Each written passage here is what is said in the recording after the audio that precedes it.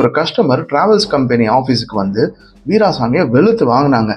வீராசாமி ஆவேசமாக வெளியே வந்து தாமோதரன் கிட்ட, இன்னைக்கு பிக்கப் போலையா நீ? சார், இன்னைக்கு எனக்கு எதுவும் டியூட்டி போடலையே சார். பக்கத்தில் நின்று இருந்த கஸ்டமர், வண்டி நம்பர் 6969, டிரைவர் பேர் தாமோதரன், கால் பண்ணி வேஸ்ட்டு. உன் நம்பர் தான் போயிருக்கு அவங்களுக்கு. உனக்கு கால் பண்ணால் ஃபோனை ஆஃப் பண்ணி போட்டிருக்க. பொறுப்பு இல்லாமல் இங்கே வேலை செய்ய வேணாம், கிளம்பு. சார், சத்தியமாக இன்றைக்கி எனக்கு டியூட்டி இல்லை சார். அதான் நானும் லீவுன்னு ஆஃப் பண்ணிவிட்டு தூங்கிட்டேன். பொய் சொல்லாதடா. தப்பு பண்ணால் ஒத்துக்கோ, சமாளிக்காத. இந்த மாதிரிலாம் இங்கே நீ இருக்க வேணாம், கிளம்பு நான் அவனை பிடிச்சி தள்ள. கூட இருந்த மற்ற டிரைவருங்க தாமோதரனை கூப்பிட்டு போய் டீ வாங்கி கொடுத்து சமாதானப்படுத்தினாங்க. தாமோதரன் ரொம்ப கவலையோட அந்த ஆஃபீஸை விட்டு நடக்க ஆரம்பித்தார். சிவபக்தரான சிதம்பரம் தனக்கு யாசகமாக கிடைக்கிற பணத்தில் தேரடி பக்கத்தில் ஒரு சின்ன பையில் போட்டு வச்சுருந்தார். அது அவரோட செலவுக்கும் தீப விளக்கு எண்ணெய்க்கும் வாங்குறதுக்கும் உதவுச்சு.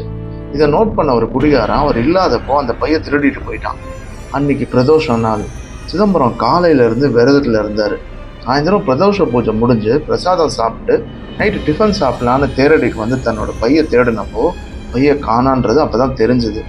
யாரோ எடுத்துட்டாங்கன்னு புரிஞ்சுக்கிட்டு, அப்பா கபாலீஸ்வரா, இதுவும் உன்னோட விருப்பம் தானான்னு நினச்சிட்டு தண்ணி மட்டும் குடிச்சிட்டு கோவில் வாசலில் இருந்த மண்டபத்தில் படுத்தார்.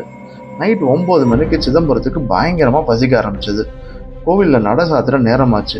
பக்தர்கள் கூட்டமும் குறைஞ்சிருச்சு. பசிக்கு எதுவும் வாங்கி சாப்பிட பணமும் இல்லை. சரி, கோவிலில் இருக்க குழாயில் தண்ணி பிடிச்சி குடிக்கலான்னு பாட்டில் எடுத்துகிட்டு போனார். அப்போ கோவில் கோபுரம் கிட்ட அண்ணாமலையார் சன்னதி கிட்ட தாமோதரன் கண் கலங்கி உட்கார்ந்துட்டு ஓம் நம சிவாயன்னு கண்ணை மூடி ஜபம் பண்ணிட்டு இருந்தார்.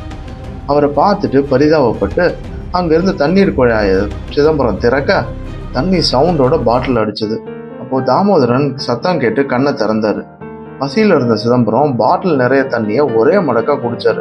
அதை பார்த்தப்போ தாமோதரன் பெரிய ஒரு வயிறு காலியாக இருந்ததை பார்த்து அவன் பசியோடு இருப்பார் போலன்னு எந்திரிச்சு போய், ஐயா இதை வச்சுக்கோங்க, ஏதாவது வாங்கி சாப்பிடுங்கன்னு ஒரு 100 ரூபாய் நோட்டை கொடுத்தாரு. சிதம்பரம் ரொம்ப ஆச்சரியமாக பார்த்தார்.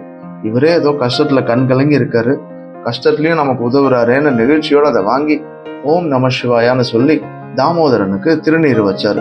கோவில் நட சாதப்படுற நேரத்தில் தாமோதரன் வெளியே நடக்கிறப்போ சிதம்பரம் அவரை தூரமாக இருந்து பார்த்துட்டு அவரோட கஷ்டம் தீரணும்னு கபாலீஸ்வரான்னு மனமுருகி அவனுக்காக வேண்டினார். தாமோதரன் வெளியே வந்து அவரோட செப்பலை போட போனப்போ ஒரு 7 வயசு பாப்பா ஓடி வந்து தாமு மாமான்னு அவரை பிடிச்சிருச்சு. யாருன்னு பார்த்தா அது அவரோட முதலாளி வீராசாமியோட குழந்தை. பக்கத்திலேயே வீராசாமியும் அவரோட மனைவியும் கோவில்ல இருந்து அப்பதான் வெளியே வந்தாங்க. தாமோதரனை பார்த்த உடனே வீராசாமியோட மனைவி,